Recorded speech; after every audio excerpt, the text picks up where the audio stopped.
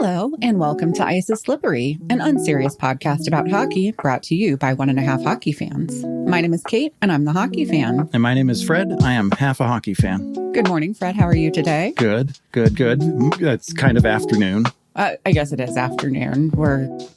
Our schedule is a little wacky today. We're recording a day early. This is a day early.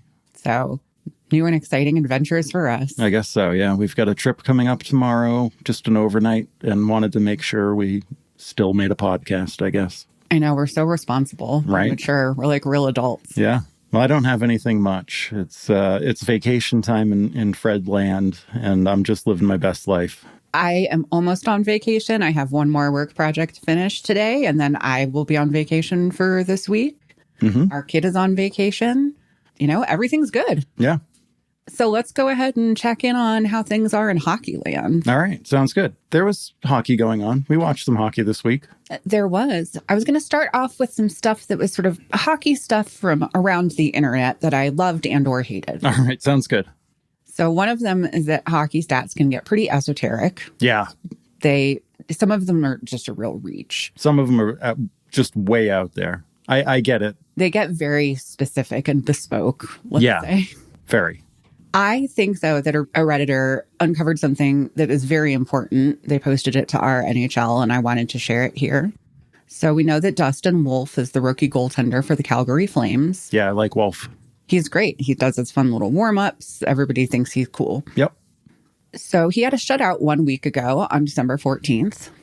And this Redditor remembered that he had also had a shutout back on November 15th. And he looked and he figured out that those dates had something in common. Do you know what that is? They're like a month apart. The Ides of December and November? They are both full moons. Oh, interesting. Dustin Werewolf, 2 shutouts, both on full moons. Interesting. He's clearly a werewolf. He might be. That's why he's short, right? He is short. That's not a problem for a werewolf. Yeah, he's got extra powers. Yeah. He's a superpower. They also noticed his best non-shutout performance happened on October 15th, where he saved 31 out of 32 shots and had a .969 save percentage. That was just 2 days away from the full moon. I was going to say, that'd be pretty... Yeah, so he's like the ER, like just high energy during the full moon. Exactly. Yeah. You know, it's just science. This is a scientific fact. That is absolutely science. We need to find out his star sign now. Sun sign, star sign. Yeah. Is there a moon sign? Is that a thing? There's all kinds of signs. We just need the major one. All right. Well, I'm sure you will get right on that because I don't believe in that stuff. But you do believe in werewolves. Well, yeah, that's normal. Werewolves, yes. Astrology, eh. All right. Sounds good. Speaking of science and things that are totally real, Max Domi has joined John Tavares in endorsing that weird-ass amulet shit. Oh, yeah. Oh, I guess I should go back and say that the Dustin Werewolf stuff, I love it. That's the verdict. Oh, okay. Verdict. Yes. Yeah, all right. Verdict, I love it. Nice. We need a sound effect for that. I guess. Maybe it can be our cat yelling into the microphone. The Law and Order chick-chain. So speaking of science, Max Domi has joined John Tavares in endorsing that weird-ass amulet shit. This is extra disappointing. Max Domi has been sort of a spokesperson or advocate, what have you, for type 1 diabetes, which is, actual science stuff. Right. Apparently, according to the ad stuff from the amulet company, which I will not name because nobody needs to know that, he needs his phone, Max Domi needs his phone to manage his diabetes, but he doesn't want the EMF radiation to affect his recovery and performance. Wow. So Max Domi himself said he immediately felt better after he started using the amulet. The power of placebo. Apparently. The last time we talked about this fucking amulet on this podcast, I got so many targeted ads for it. And I had to pull up a new story about it. And I know it's about to happen again. So I'm prepared for a new onslaught.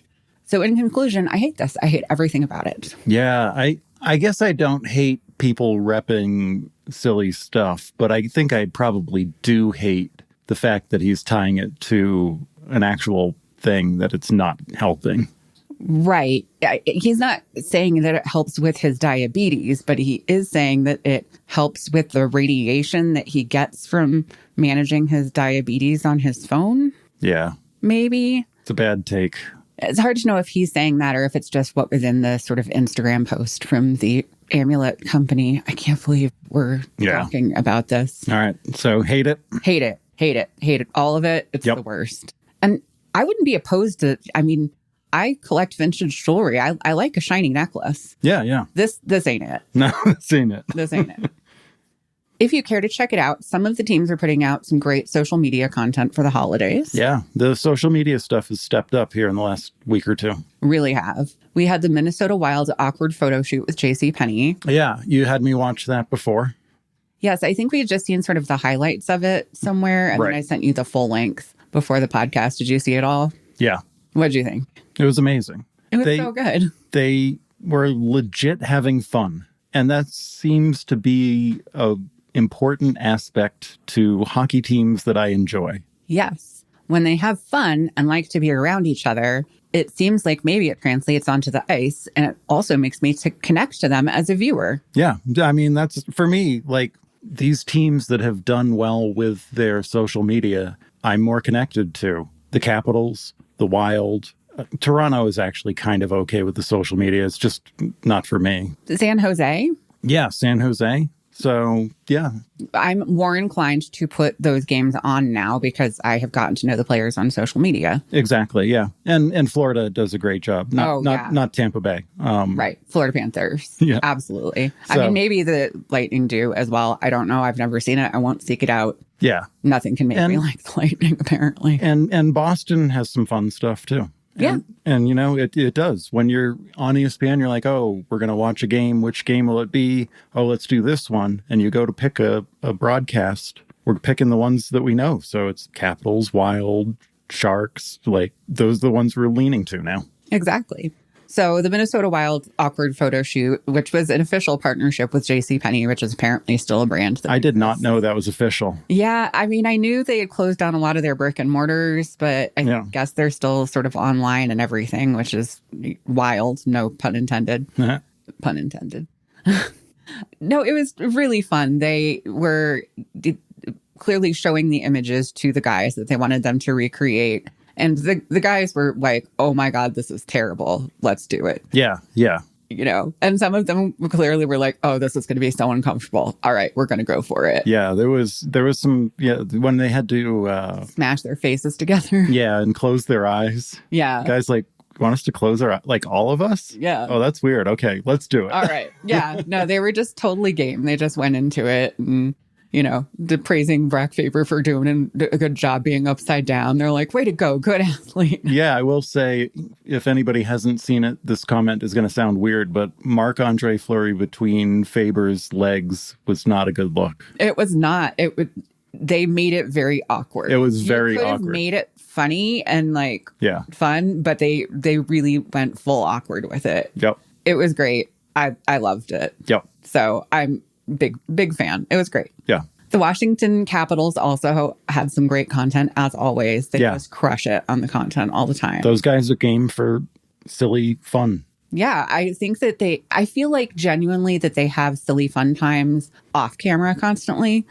And so when the camera's around, they're just kind of used to it. Yeah. They just seem to have that vibe. So they had to gift wrap snow globes. Mm-hmm. As somebody who is a terrible gift wrapper, I really vibed with this content. Yeah. I am very bad at wrapping things. And I was like, oh, I sympathize with their struggles. Ivan Miroshnichenko? Okay, sure, I that did guy. A very bad job with that. I looked up how to pronounce it ahead of time. Miroshnichenko. Ivan Miroshnichenko. Mm-hmm. I don't know if everybody had the same snow globe, but he had an Alex Ovechkin snow globe. And he held it up and referred to Ovi as his second dad, which was very cute. I must have missed that part. It was very cute. He did the best job of wrapping his. He kind of cut it so it had kind of cute little points at the top. Mm-hmm. It actually looked pretty stylish. Oh, yeah. Yeah, for sure. One of the funniest parts for me was that they were out in like the lobby or something. So other players who weren't participating were walking by. Right. So Dylan Strome walked by at one point and said 0 chance about their wrapping ability. And whatever player was there was like, yes, agreed. Mm-hmm.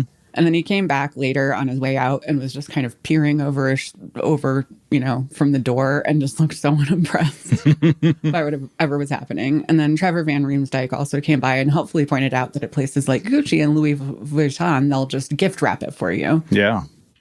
Most of them did a really terrible job. But at the end of the video, Connor McMichael pointed out that they did make great content, which is really what this is all about. Yeah, he got the assignment. He's like, this isn't really about like a competition. Yeah, he says, you guys don't care how well we wrap snow globes. In fact, you want us to do badly. Exactly. You want us to suck at this and you want to laugh at us. Yeah. And that's what this is all about. So he nailed it. He understands it. And I love it. I love all of it. What's not to love about any of that? It was great. And a snow globe definitely is a hard thing to wrap, especially if you're not into wrapping. Like, you've got to have a plan of attack. Those guys obviously had no plan of attack.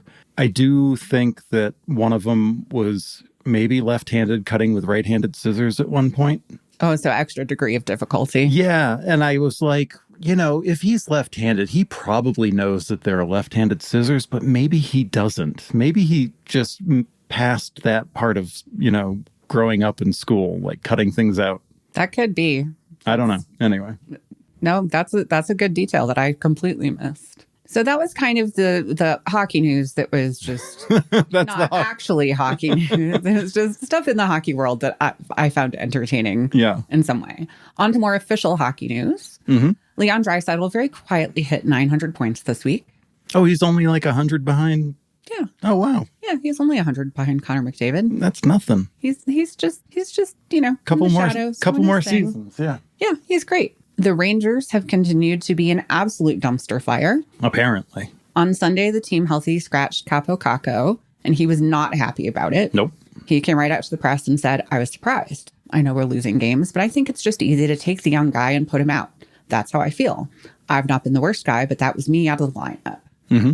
He also said Coach Peter Laviolette said he needed to, quote, change something, but he didn't offer any specifics on what Caco could change about his game. Yeah. So great coaching, great communication. Mm-hmm. That communication continued when Caco was back in the lineup on Tuesday and nobody told him. So he didn't find out until later in the day. Well, the good news is they won't have to worry about that tension in the locker room after all of that, because on Wednesday they traded him to the Kraken. So it's Capo Caco on the Kraken. Capo Caco on the Kraken. They traded him for defenseman Will Borgen, a third-round draft pick, and a sixth-round draft pick in the 2025 draft. Okay. Caco is a 23-year-old who was a number 2 overall pick. Will Borgen's a 28-year-old D-man. So a lot of people think giving up a young number 2 pick for a 28-year-old D-man and 2 really late picks, not a great trade for the Rangers. So people aren't impressed for a lot of reasons. The drama, the gossipiness of it. It just bad look for the organization overall. And then the return they don't think was necessarily great. Yeah. Yeah. They don't seem to be, what's the word? I don't know, generating good karma. And it seems to be coming back to them. Yeah. The goodwill is not ideal. Yeah. I think it's pretty clear that the Rangers are on a downward spiral and that they will surely continue to be easy pickings for the next team they face. And yes, that is ironic foreshadowing. Ah, interesting. In other news, Amazon announced that they'll be doing a second season of the Face Off Inside the NHL show that they did. Yep. Last season kind of focused on several players around the time of the playoffs. Mm-hmm.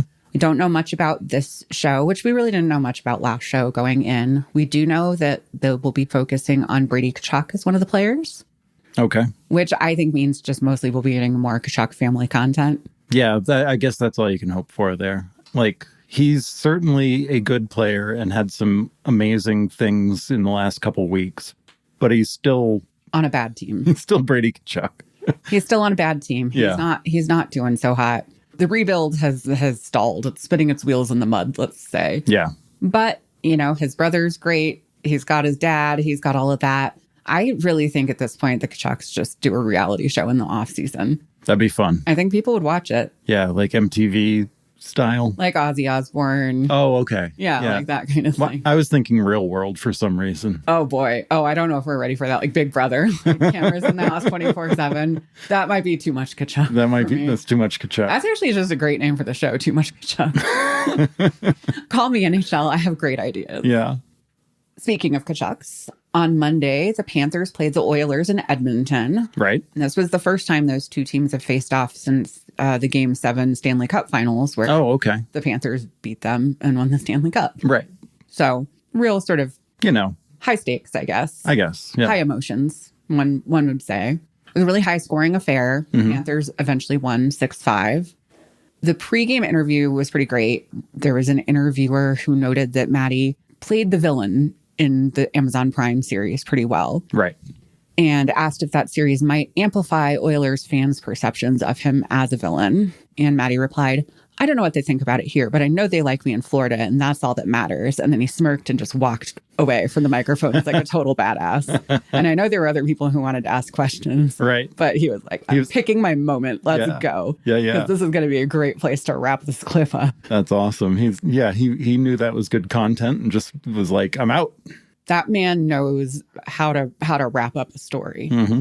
The Panthers social media reposted the clip with the caption, "No lies were spoken." Right. So they get it. They get it. They get him. They appreciate it. We were talking about it, when the social media can capture who the players are, it's really great. Yeah.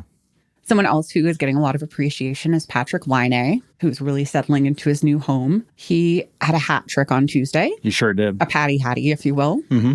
The team and his fans seem to really love him, and I'm just so happy for him. Yeah, we've watched a lot more content of him. Not the games, I don't think, because I don't think we need to start watching those games. Montreal's, that's a lot. Yeah, it's a lot to watch. It's a little intense for us, maybe. A little bit. Certainly for you. Yeah, for sure. That's like too intense, like distilled hockey for you, Hockey Town. Yeah, and I've only ever heard you talk about this guy and mention him over the last couple of years. You haven't really been, when you've been watching hockey, he hasn't really been playing. Yeah, this is my first context for him. This is really this season. I was aware of him being a person and then some of the backstory, but not like anything past that. So we've spent some time watching. They're putting out a lot of content with him being front and center, and it's absolutely delightful. He's super interesting. I get it. I don't understand it, but I get it and I like it. He is quirky. Yeah. He is a manic pixie dream hockey player. He's Finnish. He's very Finnish. Yeah. He's just an odd little duck. He gives great sort of interviews and is very silly. We've seen some sort of behind the scenes stuff with him and his girlfriend, and he's just very charming and funny, and yeah, you have to root for him. I feel like you do. And I feel like that whole city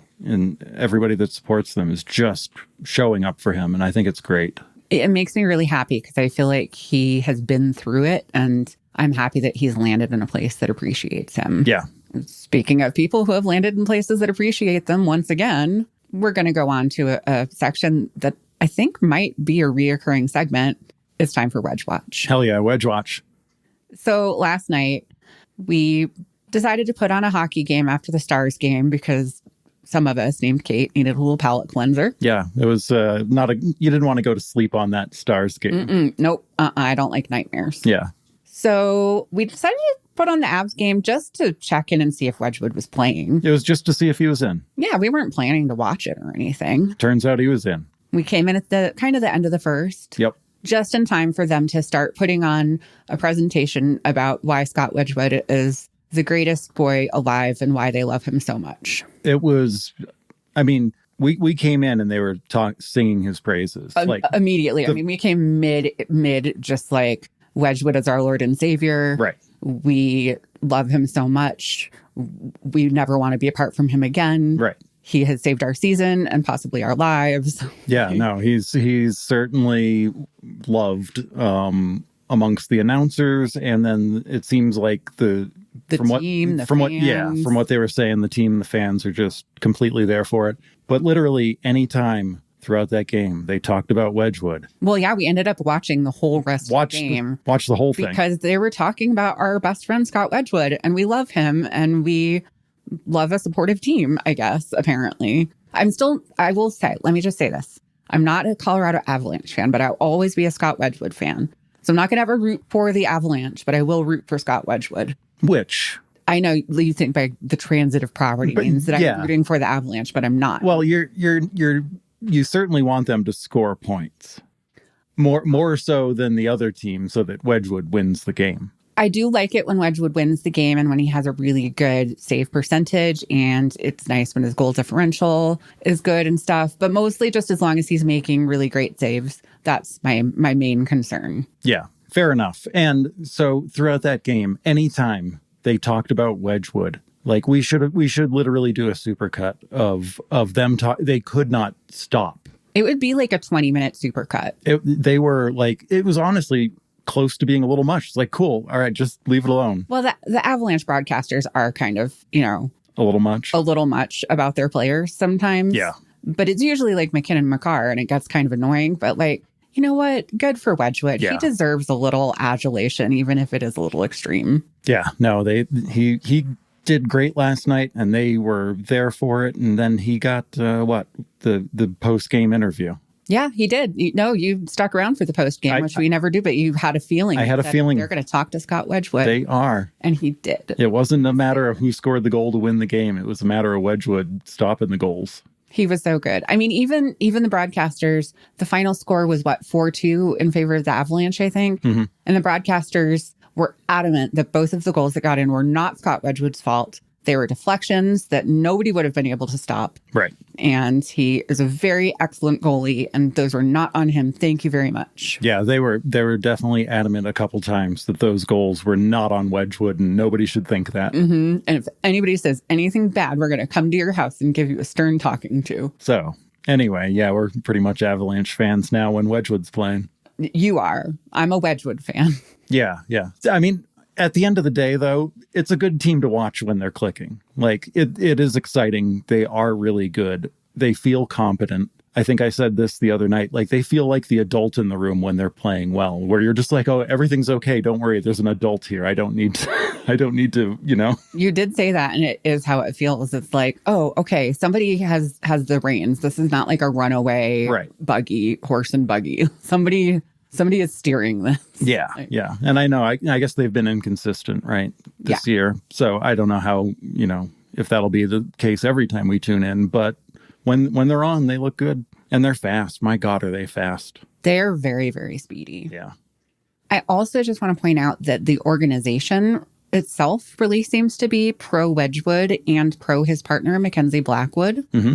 They have really started to brand the two of them as a goalie duo. Right. The official Avs social media has dubbed them the Lumberyard. And has a picture of, a goal with like stacks of wood behind them and then them in front of it because it's Wedgewood and Blackwood. I mean, I love that. It's so cheesy, but it's great. It just, you see that like, okay, they're like, hey, this is a thing. Yeah. People like these two guys together. Right. They work well together. They're already doing a name. It just makes me think that, hey, maybe there's some long-term plans for these guys. I love it. He's right down the street from us now. He is. So good times. Yeah. Yeah. I just feel like I never wanted him to leave Dallas. Right. I feel like he's an ex-boyfriend and we just broke up because of circumstances. Right. Yeah. You moved away to college or he got a job somewhere else. Exactly. It was a very amicable breakup. It was just the situation. And now I see him and he's living his best life. And I'm so happy for him because he's such a good dude. But it's like a little bittersweet because I'm like, why can't it be with me? Right. Well, I think you said this last night. At least it's not with Nashville. He got out of the relationship with us. And then that relationship with Nashville was just toxic. It was a very bad rebound. Toxic rebound. It was a toxic rebound relationship. But I'm happy he's with somebody now who's treating him well, who appreciates him for who he is as a person. Yeah. So good for you, Scott Wedgewood. But yes, it is bittersweet. That's the only way to describe it. We basically sound like the announcers just constantly being like, he's the best. He's the best. That's fine, though, because we aren't being employed by any organization.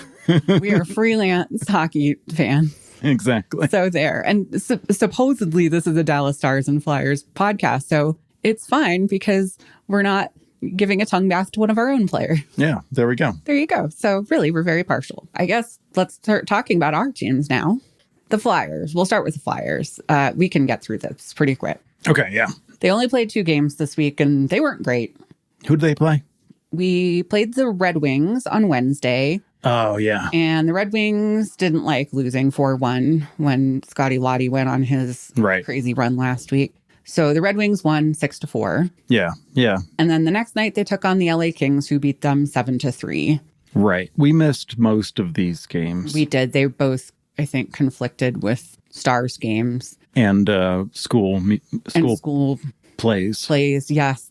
that was the second one. So I do know Noah Cates scored a goal in each game, which now brings up his goal total for the season to 4. So, yeah, he's been looking great. He's really come on gangbusters. I think the biggest thing to talk about on the ice from this week was the very bizarre non-call situation in the Red Wings game. Oh my God, that was funny. It was great. So an official put his arm up and then immediately changed his mind and put it back down. But it was kind of too late, and it led to this complete Benny Hill situation. It was. Oh man, with the Benny Hill music, that would be quite funny. It really would be. So I guess he saw something that he thought was a penalty, and then was like, "Oh no, never mind."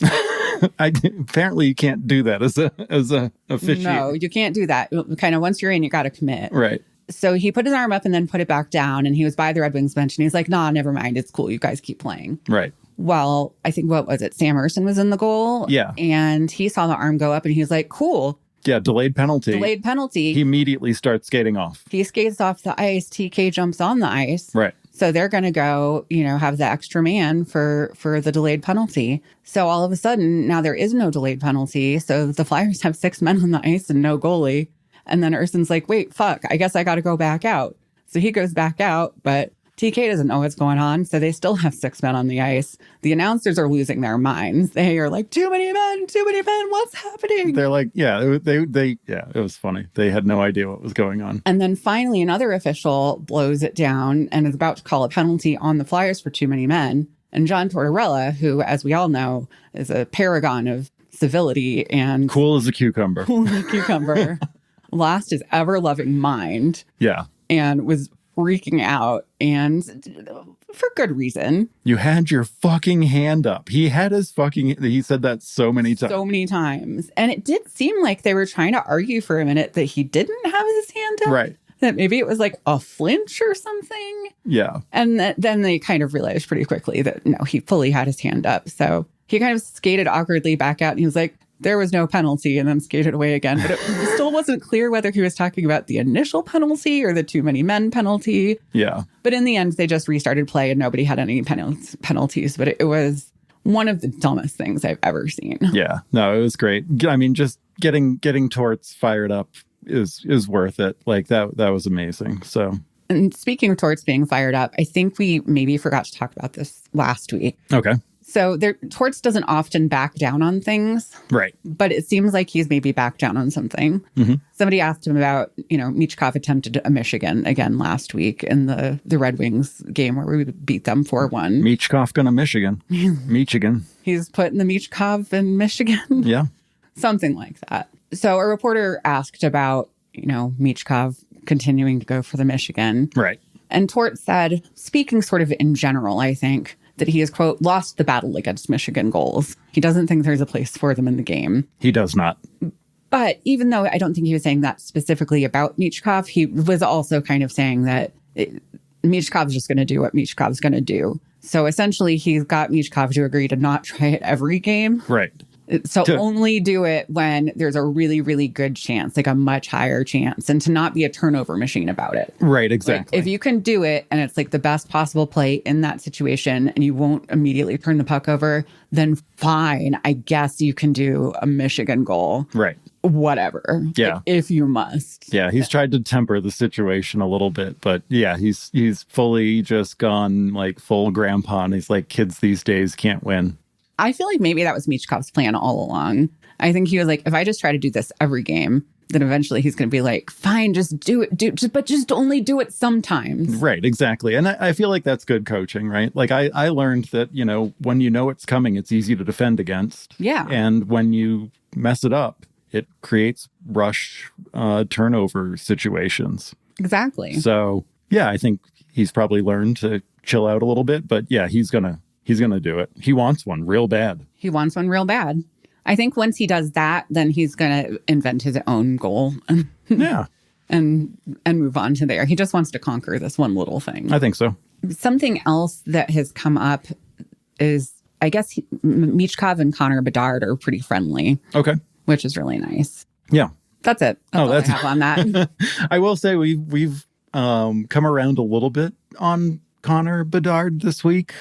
Yeah, recently. No, with the Michkov stuff, that what I know about that, it interview that Mishkov gave in Russian, so it was translated. So I don't know all of the details, but basically he said Bedard's always been sort of nice and reached out to him, and even after Mishkov's dad passed away, and they keep in touch and communicate, and he's a pretty good dude. Yeah. And then, yeah, we saw something the other day where he got chippy with one of the announcers saying something about one of his goals, like, you probably could have got that in on me kind of thing. Oh, yeah. It was, I think, Darren Pang. And yeah, he was like, I think anybody could have gotten that on you. Right. And he's just starting to be a little bit of a smartass. Like, it looked last season like he just didn't have much of a personality. And I think he does. He's just kind of a troll. He has that kind of like slacker, deadpan skateboard stoner kind of thing going on that I don't think I realized. But the more you look for it,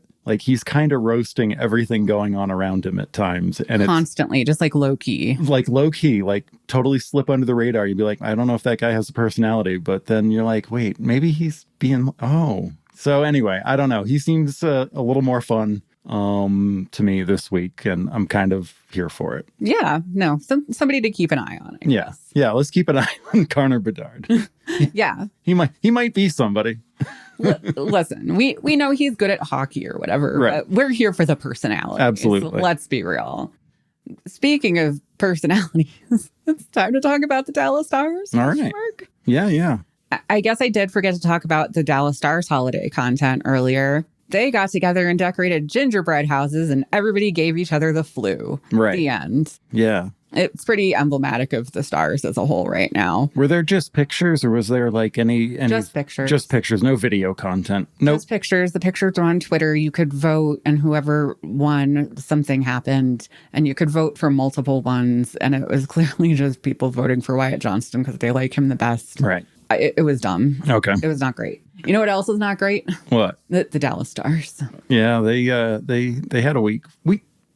They played one game this week that was good, though, right? Yes.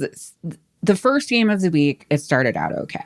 We played the Capitals. Right. And we watched it and we were like, oh, this is one of the better games they've played all season. Yeah. They're wearing their blackout jerseys, which helps because those look badass. Yeah. They look like cool firemen. Yeah. Right. Or highlighters or Monster Energy drinks on skates. Yeah. The Capitals play a very physical game, and the Stars actually showed up ready to play that style, which is really crucial because the Capitals don't care if you're ready to play that style or not. They will roll right over you. Right, for sure. If you're not ready for it. Leon Bichel absorbed a hit from Tom Wilson pretty early in the game, which I think we all kind of knew was going to happen. Tom Wilson, noted physical player. Leon Bichel kind of brought up, to be our big physical guy. No. He just absorbed the hit and was fine. And then he kind of took a minute to pause and say, who hit me? And just noted it was Tom Wilson. Didn't do anything, didn't retaliate. But, he's making a mental list. Yeah. And Tom Wilson is now on it. He's on the list. He's on the list. He's like, I'm not going to do anything. But if this guy proves to be a problem, I will have to have a polite conversation with him. I also think it's important to note that Logan Stankoven plays like he's the same size as Bichel.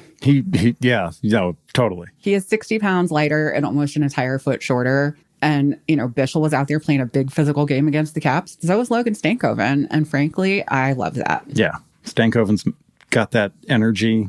And there was at one point he was up against the boards and someone's like pushing him, and like you can't push him over either. I don't know if it's like the low center of gravity, but like he holds his own out there, but against everybody. Yeah, no, he really stays upright. He is. Yeah. He is just durable. Yeah. He's durable. very durable. Yeah. He is. Brendan Smith came into the lineup. He's kind of our seventh D man. He's not always in, but he's good because he brings a lot of physicality. Probably the most important thing he did all game was Miro cross-checked somebody who made some contact with Jake Ottinger. And then somebody wanted to throw hands with Miro. And Brendan Smith immediately dropped gloves and skated up in between and was like, no, fight me instead. Right. Which is great because you don't want your skills guys to be fighting, especially against the Caps who are all large. Right, exactly. It was kind of a lame fight though, right? Oh, Brendan Smith immediately went down. Yeah. It didn't, I don't think he even got a punch in. Yeah. But that's fine. And I think they both got 5 minutes for fighting. But, again, fine. I think Miro maybe didn't even get penalized. So he did what he was supposed to do. He was physical with different players. He protected Miro. He did all that stuff. He is one of those guys that's great to bring in for when you need a more physical game. Unfortunately, I just don't think he's picking up our system very quickly. Okay. And I think sort of the sporadic use of him adds to that. Right. Overall, I still think he's better than Dumba. I think he brings the physicality of Dumba, but I don't think he's as much of a liability. Mm-hmm. But he's a left-handed shot and Dumba's a right-handed shot. So Dumba's always going to edge him out. Gotcha. Yeah, which sucks. Yep. Yep. Nils Lundqvist did have to leave that game early with what we later found out was the flu. Yep. So some of our D-men really had to step it up.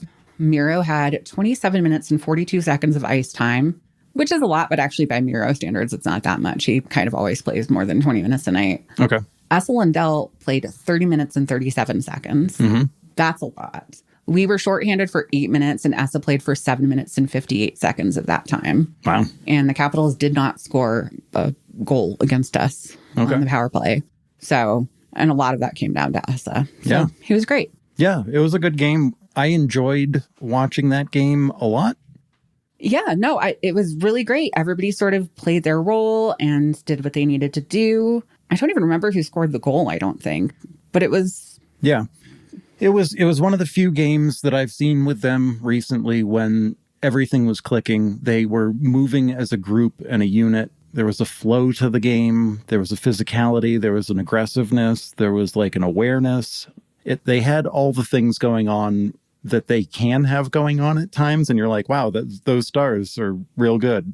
And that game was one of those ones where you're like, oh, everything's clicking. Yeah, no, they felt cohesive. They felt like they were kind of doing well all over the board. The final score ended up being 3-1 in favor of the Stars. Mm-hmm.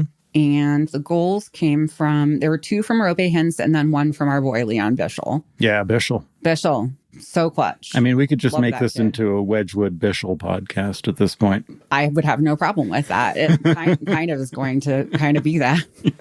This won't be the last time we talk about Leon Bischel, incidentally. It was a good game. I enjoyed that one. Yep, great game. It was the last good game we would see from the Stars this week. Wednesday, we played the Maple Leafs. It was, speaking of esoteric hockey stats, Jamie Benn's 1,143rd game as a Dallas Star, making him the person who has played the most Dallas Stars games. Okay. Now, Mike Modano played more games with the Stars organization. Right. He's played like 1,400 something, but 300 something of them are with the Minnesota North Stars. Right. So again, there's just always a caveat. Yep. Or a thing, you know.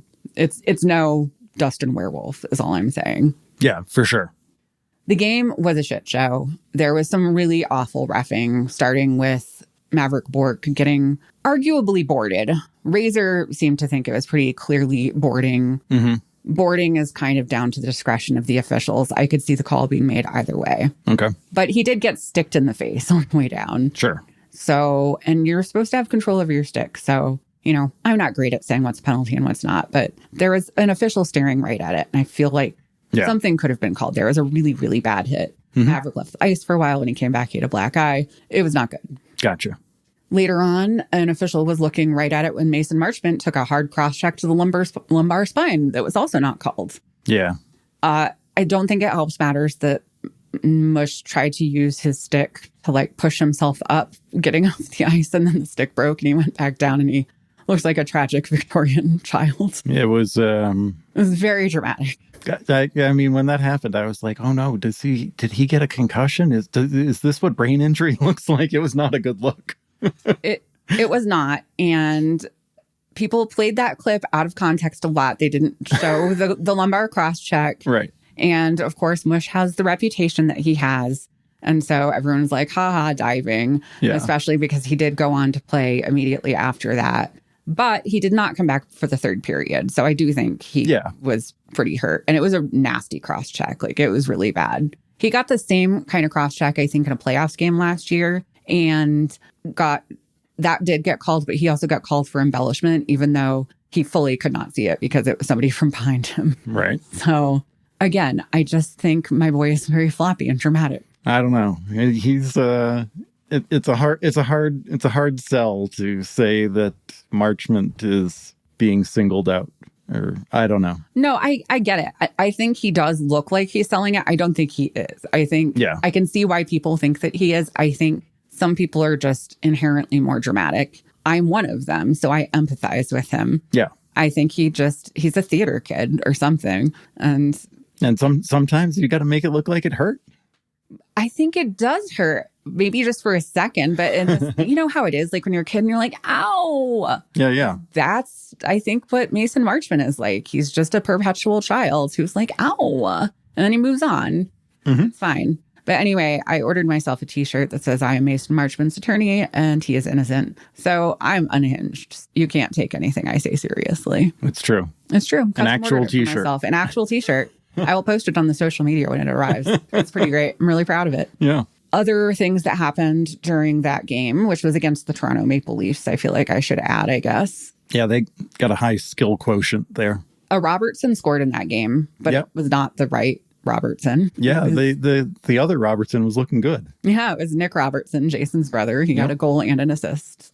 He's Brobo instead of Robo. He's Brobo. Brobo. Mm-hmm. Like Broby from the... Yoga Gabba Gabba? Yeah. Oh, boy.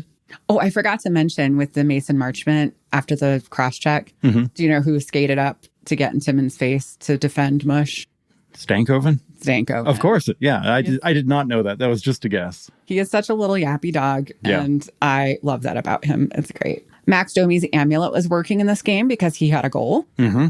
I don't want to be too hard on the goaltending, but Jake looked exhausted. It was his 7th straight start because his backup has been out with the flu. Right. And it looked like maybe he had the flu too. Mm-hmm. He let in some goals and they ended up having him not come back after the second, and his backup was in. So I guess his backup is well enough now to dress. Yeah, I don't know. Yeah, I didn't think he looked that bad, but he didn't look like himself.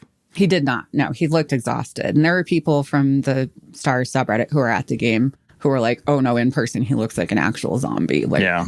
It was not good.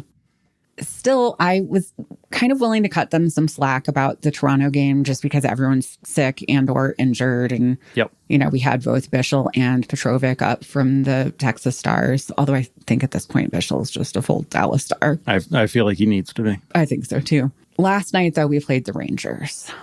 Did they win? They didn't win the Toronto game? Right. No, we lost 5-3. 5-3. Yeah. Mm-hmm. Not a good showing. Yeah. So last night we played the Rangers. The Rangers. I had a feeling going in that it was going to be like a Preds situation. Right. Like when we played the Predators. They're the dumpster fire team coming to play. Yeah. A team that's on a real big downward spiral and struggling and is just going to get their groove back against the Dallas Stars. How the Rangers got their groove back. Exactly. They play the Dallas Stars. Just like the Predators. Like it's the sequel. They did not prove me wrong. Yeah. They started Jake again, so this time it's 8th straight start, even though, again, Smith is dressing, so he's clearly well enough to back up. But they're just going with Jake. Interesting. Stars Twitter is like, Scott Wedgewood would never allow this to happen. Right. He'd be like, put me out there. This guy needs a rest. Exactly. He was always like the biggest advocate for Jake and Jake advocating for himself. And it just feels like maybe DeBoer doesn't trust Smith. Yeah, something, maybe. Which, valid, but it was not great. The game started out super weird in the first minute and a half. Each team had a goal called back for being offside. Yeah. So it kind of started off wacky. And you said something like right within the first couple minutes, right? I said, this game's going to be fucking weird, isn't it? You said that. I posted it online. Yeah. Too. I think I posted it on Twitter. I was like, this game's going to get real fucking weird. That's, I'm pretty sure, the exact quote. Mm-hmm. I was correct. It turns out it was very prescient. Yep. Ropehans did get us on the board almost immediately after the 2 offside goals, but then it was all downhill from there for the Stars. The game was basically a special teams showdown. Right. We did have a few penalties against the Rangers, so they were on the power play for, I think, 6 minutes altogether. Okay. We were on the power play for 29 minutes. 29 minutes. That is almost half of the game. Yeah, I was going to say that's a period is 20 minutes. And there's 3 periods. Yeah. So that's 60 minutes. 60 minus 29 is 31. I can do math. So yeah, nearly half the game we were a man up. Yeah. How many goals do you think we scored with the man advantage? I don't think it was many. It was 0. Oh, 0. That is not many. And actually, the Rangers scored a shorthanded goal. So technically, it was kind of -1. Scored -1, 29 minutes of power play. -1 goals on the power play, 29 minutes. Wow. I've been saying special teams is a problem. I've been saying the power play in specific is a problem. Yeah. I'm not the only one who's been saying that, by the way. I'm not like a hockey genius or anything. I'm not like pretending. You're not over here with I'm like... You're not over here with your unique take that's really just the...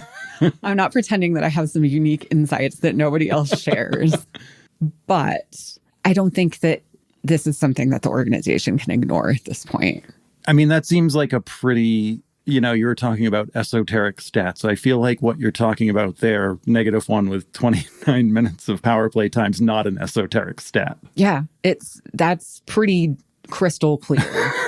that's pretty clear. Yeah. I think the only thing that could have made it like worse / more clear would have been if they would have scored another shorthanded goal. Right. It was embarrassing. Yeah, you seemed very unhappy during that game. I was present for the game, but mostly in my computer for some reason. I was just bopping around doing computer-y stuff. And I wouldn't have watched either. Yeah, because I was sitting next to you and you were just kind of going on about power plays and this is bad and this is embarrassing and oh God, here comes another one. Maybe we can do something. Oh, we can't. I never said maybe we can do something. Don't put words in my mouth. Right. I never once said anything. There was never one bit of optimism. No, every time we went on the power play, you know what I said? I said, oh, there's a power play. Maybe the Rangers will score another one. Yeah. That's what I said. Yeah.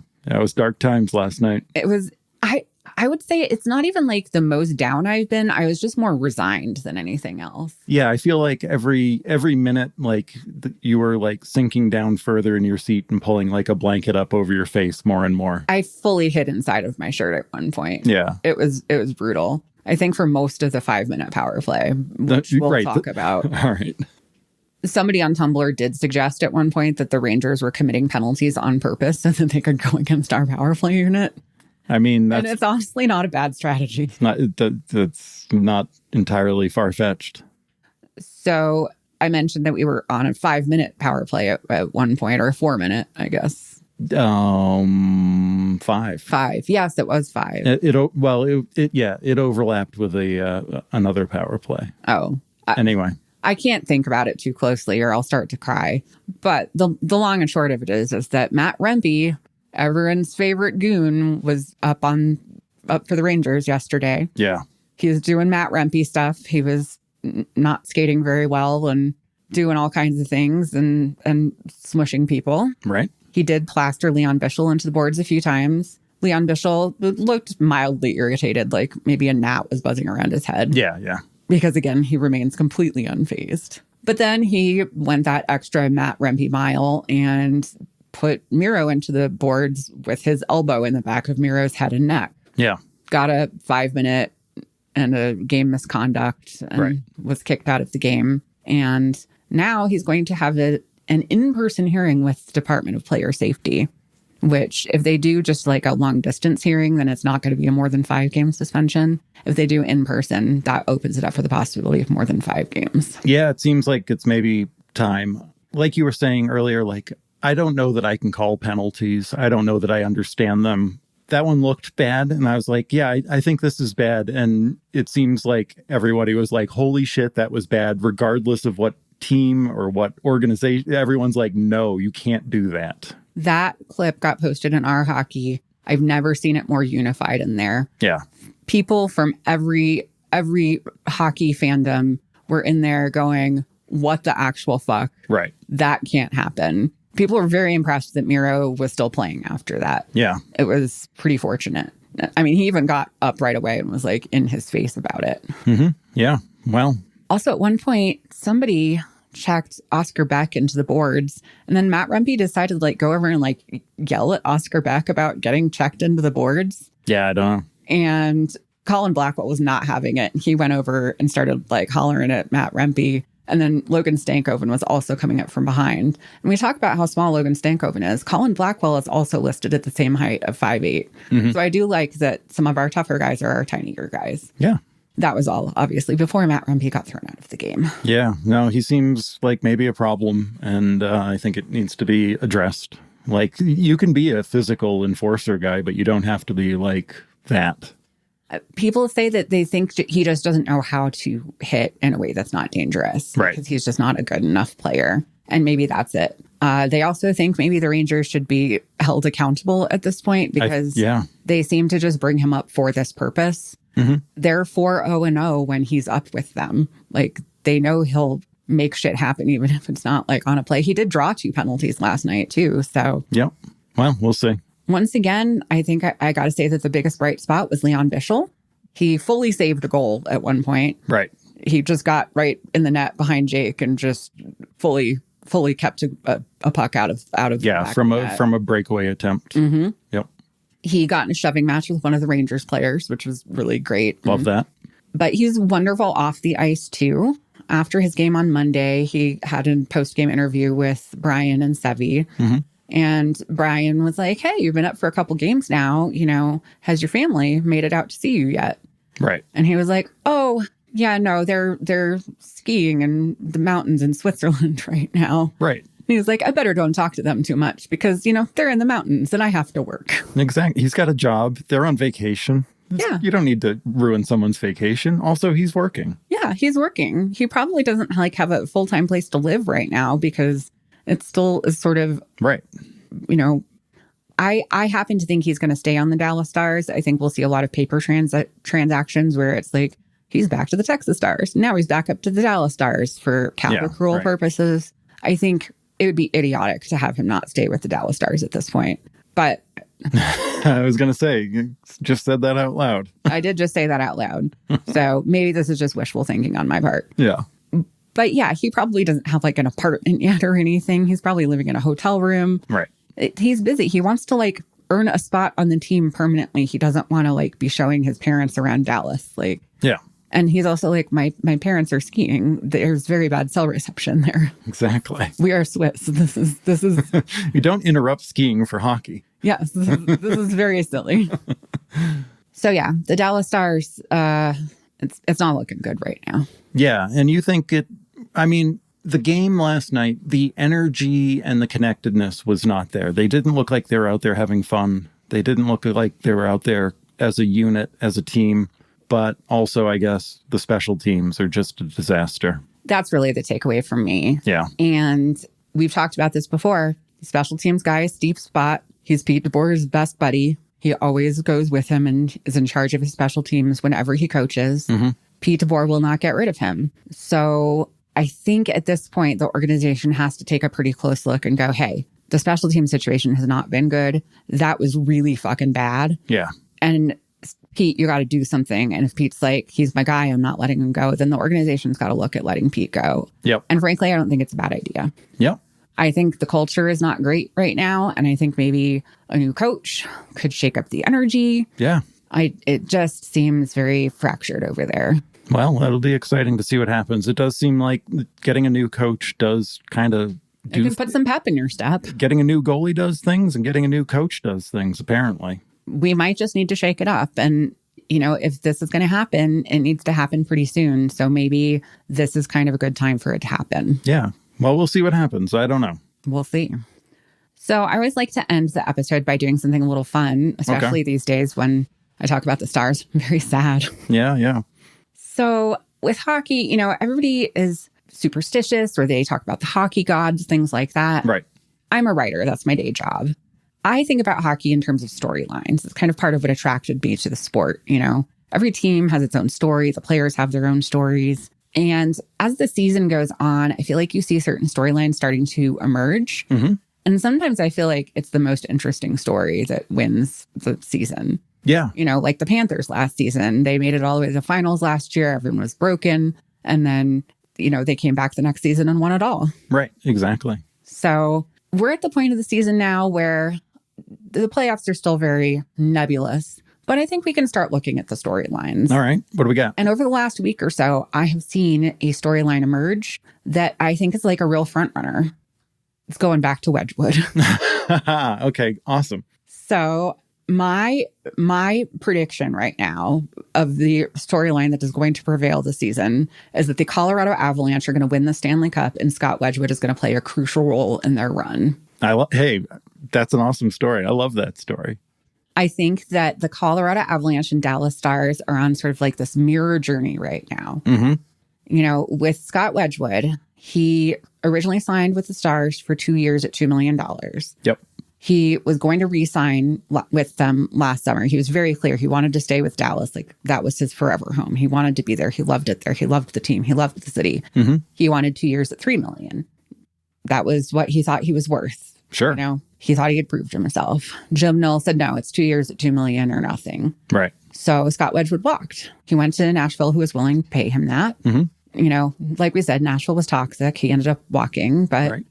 Avalanche were happy to take on that contract, and they seem to absolutely love him. Right. And ever since they have had him there and brought in Blackwood as well, they've had this huge turnaround, and the team chemistry is better, and everything's looking up. You know, their big issue is their goaltending, and solving their goaltending has been a huge, huge fix for them. Yeah. In the meanwhile, we've got Dallas, who we signed Casey DeSmith. Mm-hmm. We signed him for 3 years at $3 million. So he still gets the $1 million a year, which is what Jim Null wanted to do. Right. Slightly worse numbers than Scott Wedgewood. I'm sure it seemed, you know, comparable Right. at the time. He has had some really bad performances. Mm-hmm. He hasn't played for a while. Like I said, Jake's done 8 starts. So I don't know if it's the flu. I don't know if it's Pete not trusting him, but it feels like we're overworking our goalie again. Scott was a great room guy, and now it feels like our room is super disjointed. So Scott has brought all of his like room guy energy to Colorado. He's brought his great goaltending, you know, not just skills, but like state of mind to Colorado. Right. And I don't know, it just feels like at the same time that we're starting to unravel, the Colorado Avalanche are starting to get more tightly knit. Yeah. And if we don't correct stuff the way that the Avalanche have, I don't know, man. I just see, you know, we're kind of like neck and neck with the Avalanche, and I just see them pulling ahead of us and making it into the playoffs and going on a crazy run. Yeah. And yeah, I seriously, Stanley Cup playoffs, Scott Wedgewood, key component in that happening. I love that storyline, and we were noticing there's a good chunk of previous Stars players on the Avalanche that like the names I recognize, right? Yeah, Yoel Kiviranta is there. Yep. And I liked him on the Stars. He was great. He, funnily enough, I think knocked the Avalanche out of the playoffs back in maybe 2020 or 2021. So when he went to Colorado, people were like, no, we hate him, but also we're so happy he's here now because now he can't do that to us again. Right, right. So I think he even got to wear the special boy hat recently. So. Nice. Yeah. And there's somebody else too, I think. I can't remember who. There are other people, and I can't think of who off the top of my head right now either. But either way. Yeah. No, they've got a kind of Stars energy now. They absolutely do. And they're right down the street. They're right down the street from us. We just need to get a couple jerseys and some hats, and we're game. I don't know how many jerseys you need. I'm not going to be doing that. No, I don't think I'm a jersey person, but I'll get another Wedgewood shirt. I was saying I'll get you a shirt that says, I just want Scott Wedgewood to have a good time. Exactly. That's really all I care about. And I'm going to get a sign that says something like, I'm still a Dallas fan, but I'll always be a Scott Wedgewood fan. Yeah.